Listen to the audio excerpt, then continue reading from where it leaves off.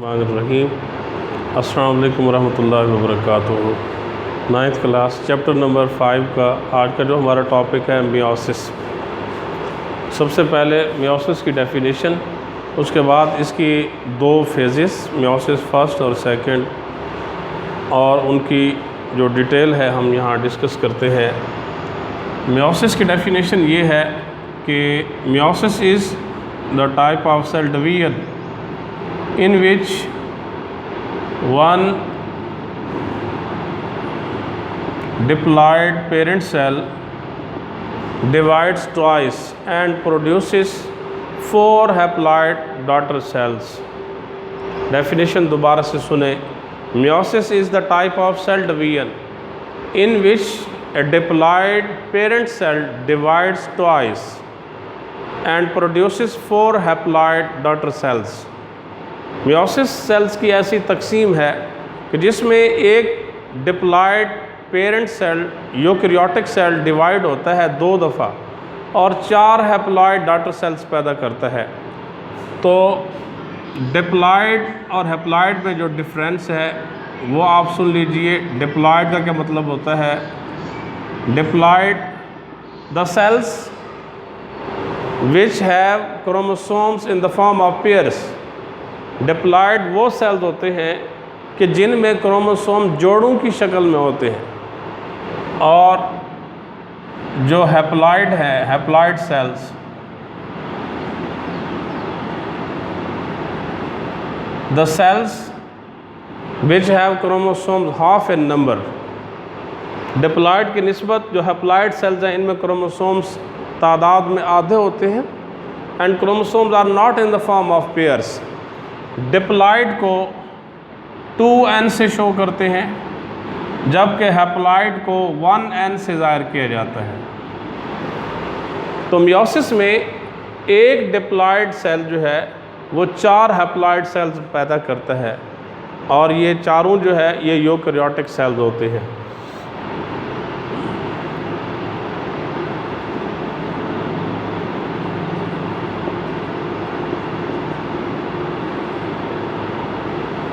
Meiosis first. Meiosis को discover किया था 1876 में ऑस्कर हार्टविग, जो जर्मन बायोलॉजिस्ट थे। उन्होंने मियोसिस को डिस्कवर किया था 1876 में। ऑस्कर हार्टविग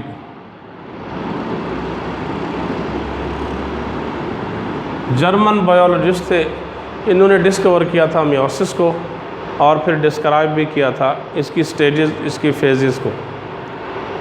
तो जिस तरह हमने पढ़ा था माइटोसिस में कि माइटोसिस से पहले इंटरफेज होता है कि जिसमें G1 फेज़, S फेज़ और G2 फेज़ होता है, इसी तरह मियोसिस 1 से पहले भी इंटरफेज़ 1 होता है कि जिसमें G1 फेज़, S फेज़ और G2 फेज़ होते हैं। G1 फेज़ में डिफरेंट चेंजेस आती हैं, सेल साइज़ में बढ़ता है, उसमें जो है प्रोटीन्स की तादाद में सिंथेसिस में इजाफ़ा किया जाता है, ऑर्गेनेलीज़ की तादाद में इजाफ़ा किया जाता है। सेल जो है बहुत से ऐसे एंजाइम तैयार करता है जो आगे S फेज़ में काम आते हैं। S फेज़ में क्रोमोसोम्स की डुप्लिकेशन या रेप्लिकेशन होती है। G2 फेज़ में ट्यूबुलेंट प्रोटीन्स बनती हैं जो स्पिंडल फाइबर्स की फॉर्मेशन में काम आती हैं। तो मियोसिस फर्स्ट जो है, इससे पहले इंटरफेज फर्स्ट आता है, उसके बाद मियोसिस फर्स्ट है। तो मियोसिस फर्स्ट, इसके फिर आगे वही 2 फेजेस हैं जो माइटोसिस में थी, कैरियोकाइनेसिस, साइटोकाइनेसिस। तो मियोसिस 1 की जो कैरियोकाइनेसिस है, जो डिवीजन ऑफ न्यूक्लियस है, karyokinesis is the division of nucleus. तो इसके फिर आगे 4 फेजेस हैं। Prophase first,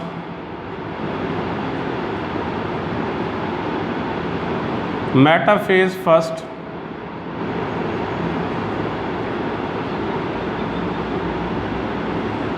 anaphase first and telophase first.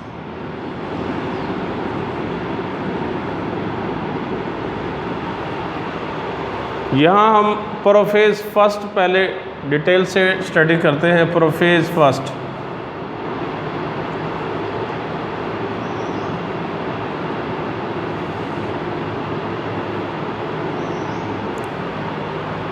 Prophase first में जो चेंजेस आती हैं सेल के अंदर, सबसे पहले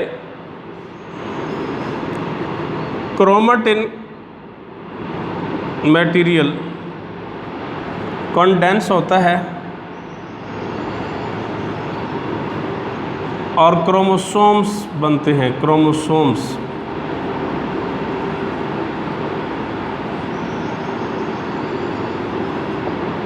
chromatin material condenses into well ordered form chromosomes। Prophase first में दूसरा जो मरहला है वो है साइनेप्सिस का।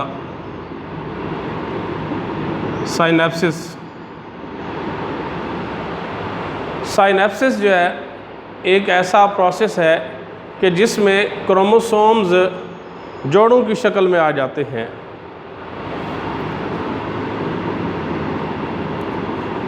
होमोलोगस पेयर्स बनते हैं।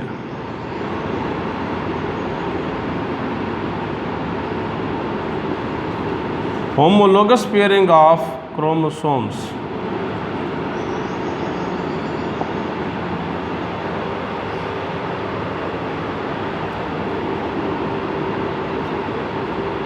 प्रोफेज फर्स्ट में साइनेप्सिस के अंदर जब क्रोमोसोम जोड़ों की शक्ल में आते हैं तो एक जोड़े के जो दोनों क्रोमोसोम्स होते हैं उन्हें बाईवेलेंट कहते हैं। Bivalent chromosomes.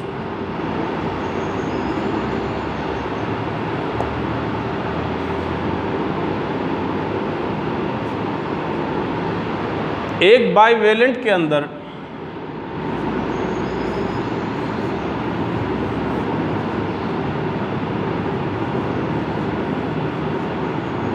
ये क्रोमोसोम का एक पेयर है।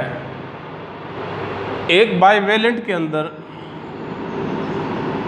4 क्रोमेटिड्स हैं। 4 क्रोमेटिड, एक क्रोमोसोम की 2 सिस्टर क्रोमेटिड्स हैं, दूसरे की 2 सिस्टर क्रोमेटिड्स हैं, तो टोटल जो है 4 क्रोमेटिड्स हैं।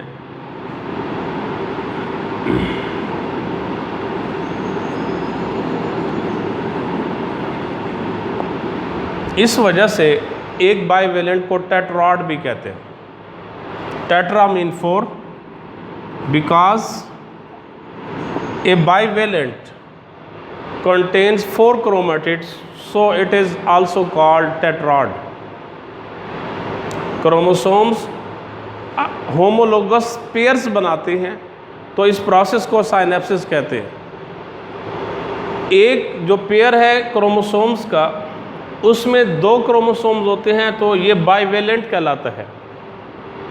एक बाईवेलेंट में 4 क्रोमेटिड्स हैं तो इसे टेट्राड का नाम दिया जाता है।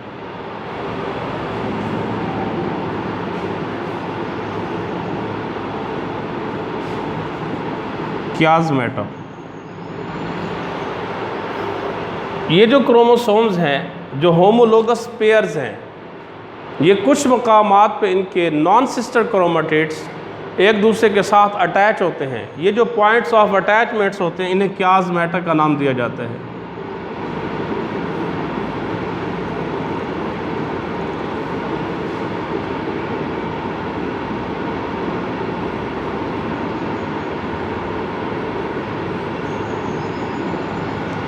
ये जो पॉइंट ऑफ अटैचमेंट है नॉन सिस्टर क्रोमेटिड्स का, इसे कियास्मेटा का नाम देते हैं। कियास्मेटा।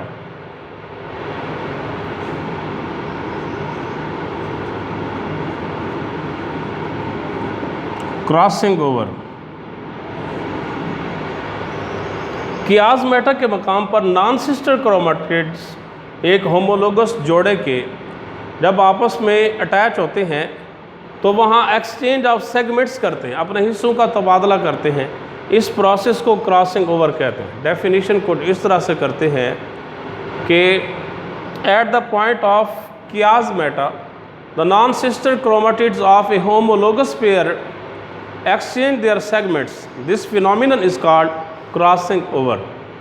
chiasmata के मकाम पर दो नॉन-सिस्टर क्रोमेटिड्स अपने हिस्सों का तबादला करते हैं। इस अमल को क्रॉसिंग ओवर का नाम दिया जाता है। ये सारी जो चेंजेस हैं प्रोफेज फर्स्ट में होती हैं, जो लॉन्गेस्ट फेज़ है मियोसिस फर्स्ट का। इसके साथ ही जो सेंट्रोसोम है, सेंट्रियोल्स का जो जोड़ा होता है एनिमल सेल्स में, वो डॉटर सेंट्रोसोम्स बनाता है डुप्लीकेट होकर, जो अपोजिट पोल्स की तरफ चले जाते हैं। Daughter centrosomes go to opposite poles.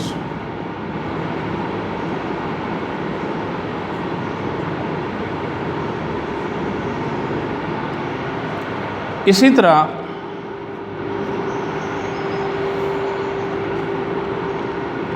Tubulin proteins assemble होकर स्पिंडल फाइबर्स बनाती हैं।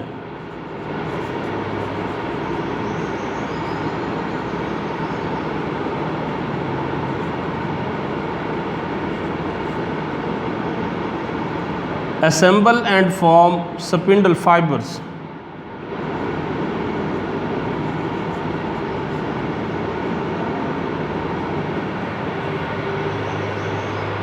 तो जिस तरह माइटोसिस के प्रोफेज में हुआ है कि प्रोफेज के एंड पर जो न्यूक्लियर एनवेलप है वो डिसइंटीग्रेट हो जाता है, उसमें ब्रेक डाउन आ जाती है, हो जाती है। न्यूक्लियोलस जो है वो डिसअपेयर हो जाता है, गायब हो जाता है। प्रोफेज माइटोसिस की प्रोफेज में जिस तरह होता है, तो मियोसिस फर्स्ट की जो प्रोफेज 1 है, प्रोफेज फर्स्ट है, इसमें भी इसके एंड पर जो न्यूक्लियर एनवेलप है उसकी ब्रेक डाउन हो जाती है और जो न्यूक्लियोलस है वो डिसअपेयर हो जाता है। तो प्रोफेज फर्स्ट के एंड पर, प्रोफेज फर्स्ट के एंड पर जो सिचुएशन होती है सेल की, वो कुछ इस तरह से होती है कि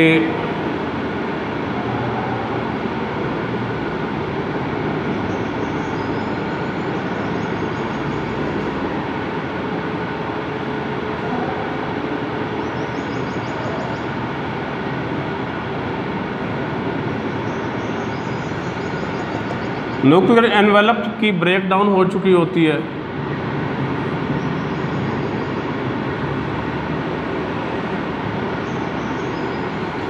स्पिंडल फाइबर्स जब इसमें इंटरप्ट करते हैं और उस वक्त जो क्रोमोसोम्स हैं ये पेयर्स की फॉर्म में होते हैं।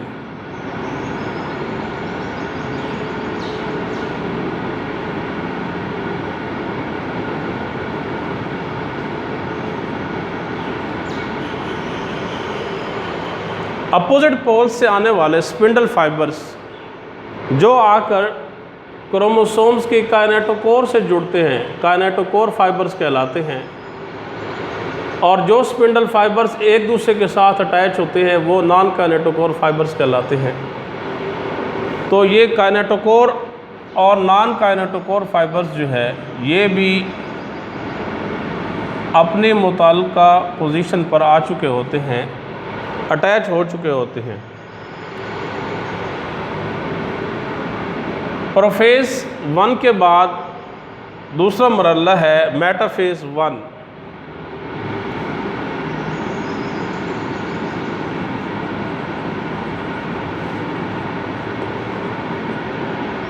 ये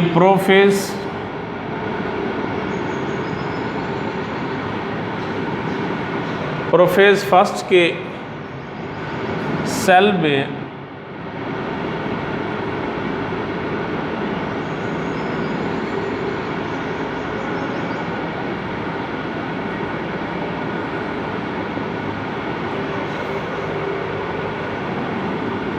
उसकी फाइनल पोजीशन ये होती है प्रोफेज 1 की। मेटाफेज 1 में सिंपल ये है कि जिस तरह माइटोसिस में हमने देखा कि क्रोमोसोम्स जो हैं वो इक्वेटर पे आकर, सेल के इक्वेटर पे आकर मेटाफेज प्लेट बनाते हैं, इस तरह जो मेटाफेज 1 है मेयोसिस 1 की, इसमें होमोलोगस पेयर्स जो हैं क्रोमोसोम्स के, वो अलाइन अप होते हैं, वो आकर एक लाइन बनाते हैं इक्वेटर पर।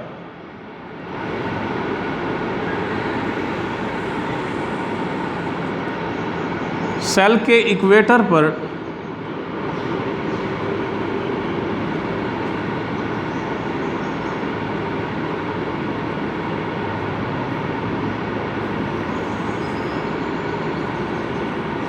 नॉन काइनेटोकोर फाइबर्स एक दूसरे के साथ अटैच हो जाते हैं।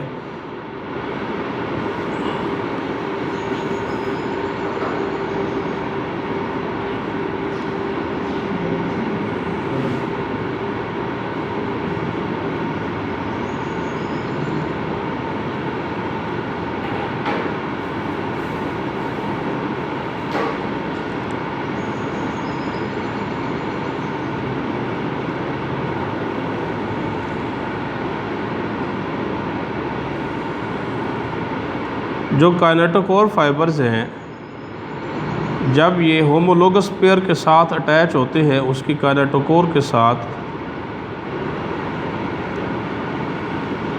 तो इस तरह क्रोमोसोम सेल के इक्वेटर पे आकर मेटाफेज प्लेट बना देते हैं।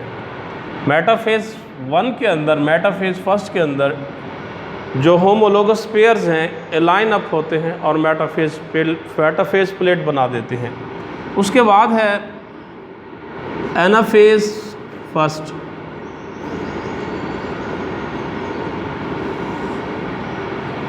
माइटोसिस में हमने देखा था कि जैसे ही काइनेटोकोर फाइबर्स कॉन्ट्रैक्ट होते हैं तो काइनेटोकोर को तोड़ देते हैं और क्रोमेटिड्स अलग हो जाती हैं। यहाँ क्रोमोसोम जोड़ों की शक्ल में है, तो यहाँ इनफरादी जो क्रोमोसोम है वो अपोजिट पोल की तरफ अपने रेस्पेक्टिव, अपने मुताल्लिका पोल की तरफ चला जाता है। एनाफेज 1 में ये कैफियत होती है कि जैसे ही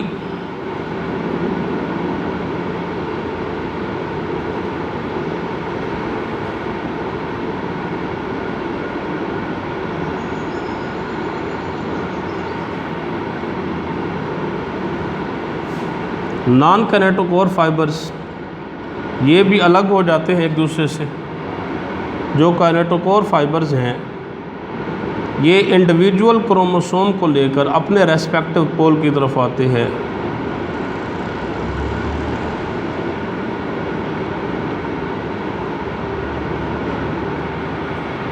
एनाफेज 1 में इस तरह क्रोमोसोम्स की जो आधी तादाद है वो एक पोल की तरफ चली जाती है और आधे क्रोमोसोम दूसरे पोल की तरफ चले जाते हैं एनाफेज 1 में। जो टेलोफेज है वो प्रोफेज 1 का रिवर्सल है। टेलोफेज में, टेलोफेज 1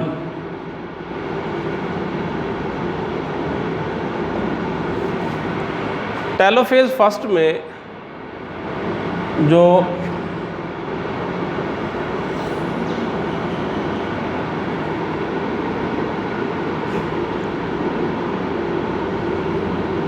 न्यूक्लियर एनवेलप जो है वो दोबारा से बन जाती है। एक न्यूक्लियस 2 में डिवाइड हो जाता है और जो क्रोमोसोम्स हैं ये दोबारा थ्रेड लाइक फॉर्म में आ जाते हैं क्रोमेटिन मटेरियल की शक्ल में। लेकिन हर एक जो न्यूक्लियस है उसमें जो क्रोमेटिन मटेरियल है वो हाफ होता है as compare to parent nucleus. जो पेरेंट न्यूक्लियस होता है उसमें जितना भी क्रोमेटिन मटेरियल था अब उसका हाफ जो है वो एक न्यूक्लियस में मौजूद होता है। हम यूँ कह सकते हैं कि हाफ नंबर ऑफ क्रोमोसोम जो है वो इनमें हर एक न्यूक्लियस रखता है, इन दोनों में से। तो लिहाजा जो प्रोफेज 1 है उसके नतीजे में जो इसका फाइनल स्टेप है टेलोफेज 1 मेयोसिस 1 के कैरियोकाइनेसिस 1 का, तो उसमें टेलोफेज 1 में जो क्रोमोसोम हैं हर एक न्यूक्लियस में वो आधी तादाद में होते हैं as compare to parent nucleus karyokinesis के अंदर। उसके बाद साइटोकाइनेसिस है मियोसिस 1 का, बिल्कुल वैसे ही है जैसे माइटोसिस का था कि अगर एनिमल सेल हो तो उसमें सेल के सेंटर पर एक झर्री ज़ाहिर होती है जिसे क्लीवेज फर्रो का नाम दिया जाता है। वो झर्री डीपन होती है और पेरेंट सेल को 2 हिस्सों में तकसीम कर देती है। अगर प्लांट सेल है तो प्लांट सेल में गोल्जी वेसिकल सेल के इक्वेटर पे जमा होते हैं, आपस में जुड़कर एक प्लेट बनाते हैं जिसे सेल प्लेट का नाम दिया जाता है या फ्रैग्मोप्लास्ट का नाम भी दिया जाता है। उस सेल प्लेट के अंदर का जो मटेरियल है वो नए सेल्स की सेल वॉल बनाता है, जबकि जो सेल प्लेट की जो दीवारें होती हैं जो अपनी मेम्ब्रेन्स हैं वो नए सेल्स की सेल मेम्ब्रेन्स बना देती हैं। साइटोकाइनेसिस जो मियोसिस का है वो बिल्कुल सेम है जैसे माइटोसिस का था।